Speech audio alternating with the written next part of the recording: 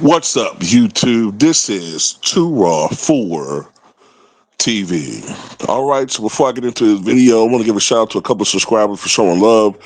A shout out to Black Flight Enterprises for the $15 donation via the PayPal. Much respect to you for showing love to the channel. Also, shout out to the brother RM Jr. 1998 for the $25 donation via the Cash App. Salute to you for Too Raw Nation. All right, so in this video, I got a request, and the request is to talk about something that Colin Cowherd said recently about Michael Jordan versus LeBron James. Now, I don't know what's really gotten into Colin Cowherd lately, but he's definitely been more critical of LeBron James as of late. And to me, that's indicative of the fact that LeBron James is beginning to lose his, I would say, his grip on sports talk, as far as these guys being shook to say something negative about him. And I suspect that as his career ends, we're going to start hearing more and more negative things about him come to light, you know, how they really truly feel about this guy. But in particular, Colin Cowherd said something to the effect that Michael Jordan made those who watched him feel something about him. He left you feeling emotionally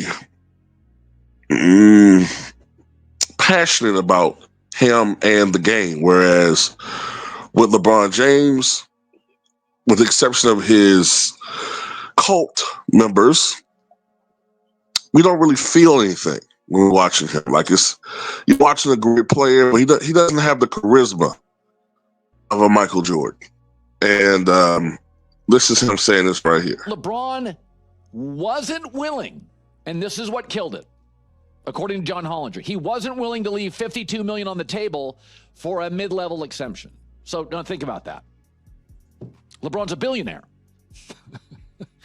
He's a billionaire. And my take is with LeBron, Rich Paul told us it was all about winning. It's not anymore. I think Michael Jordan's still in his head. He knows in the basketball community, with basketball fans, he's never going to catch MJ. MJ is 6 for 6. MJ is more memorable. MJ's got the logo, the brand, and sells more shoes. He's more romanticized. Michael Jordan, there are a dozen plays to this day that you close your eyes and think about, and you can see Michael Jordan. Do it, unless you're driving. With LeBron, there's one. That chase down block against the Warriors. That's it. And so I think at LeBron at this point, he's never going to catch him. He's never going to catch him in net worth. MJ's net worth is $3.5 billion. LeBron, even with the massive money he's paid, is $1 billion. That's why he wants to own a basketball team. I think he's chasing Michael. And here's the difference. Michael Jordan makes you feel something, and LeBron doesn't. MJ, and I mean, high-level salespeople will tell you, you want to trigger emotion in advertisers and consumers. You want to make people feel something about a product. Michael has that. You wear his shoes, you feel cool. You like being on that side of the argument. So Michael's richer, more memorable, bigger brand, and he makes you feel something. And LeBron doesn't. LeBron has kind of bounced around to the best basketball opportunity every chance he gets. He's been the great basketball opportunist. And I've never criticized him for that. I understand it. His first stop, he got drafted to Cleveland. 7 years in, they couldn't get him another All-Star. I was on the bandwagon. Get to Miami. But my take is you probably should have stayed in Miami. In fact, I'd argue the only time LeBron has ever made us feel something was when he went back to his hometown. When he went back to Akron and he won in Cleveland. Remember that letter, I'm going back home? Made you feel something. Then he won in Cleveland. Made you feel something. but he's sort of been the great basketball opportunist. And he's got more points and more assists, and he's been to more finals, but he's never made us feel anything. That's a fair assessment from Colin Cowherd. And, my take on that is it's kind of like Michael Jordan is like Bugs Bunny and LeBron James is Daffy Duck. Daffy Duck is immensely talented in that realm, but he will never touch Bugs Bunny's popularity, and everybody loves him. To the point where Daffy has developed antagonistic feelings towards Bugs, and has developed something of an inferiority complex that's covered up by his constant boasting and bravado.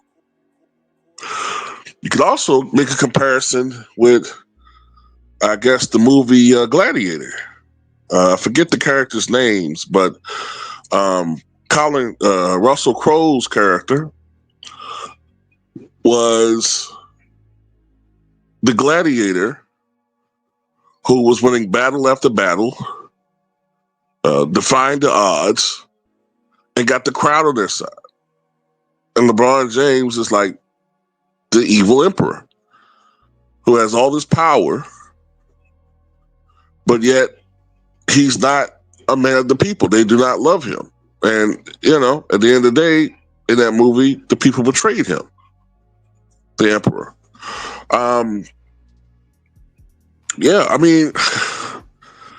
LeBron just feels a lot more manufactured than Michael Jordan.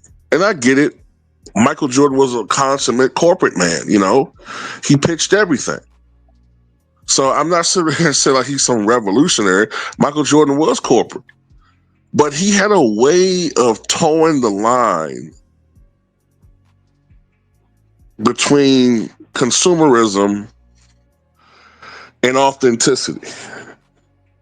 You never got the impression that he was that far away from who he really was.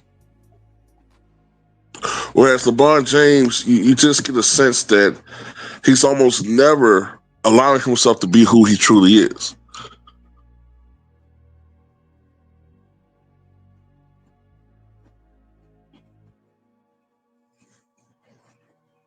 So I don't know. I would have to agree with Colin Cowherd in this situation, man. And LeBron knows it. LeBron knows that he'll never be as beloved as Michael Jordan. He doesn't have it. He just lacks that. He just don't have it, man. Magic Johnson had it. Larry Bird had it. Michael Jordan definitely has it. Kobe Bryant had it. I would even argue Steph Curry has it to a certain extent. LeBron, for all of his gifts and for all of his basketball know-how, he lacks that thing. He's just not a beloved figure. And it's not even a personality thing. Kareem wasn't exactly the most gregarious person, but people respect Kareem. It's just something about LeBron that a lot of basketball people just don't like. And it has a lot to do with his, the way that he moves as a basketball player. Colin Cowherd alluded to it, how he was an opportunist going to teams that he felt had the best or the most optimum opportunity to win a championship at various times in his career. Loyalty was a one-way street with this guy. He never had to change his style of play. As far as what team he played with, everyone had to cater to him. Whenever he lost the playoffs, it was always his teammates' fault, never his fault. Whenever they won, it was LeBron or bust. LeBron gets all the glory, everyone else gets all the blame. So it's like, I don't know. But anyway, that's all I got to say about it. Tell me what you guys think.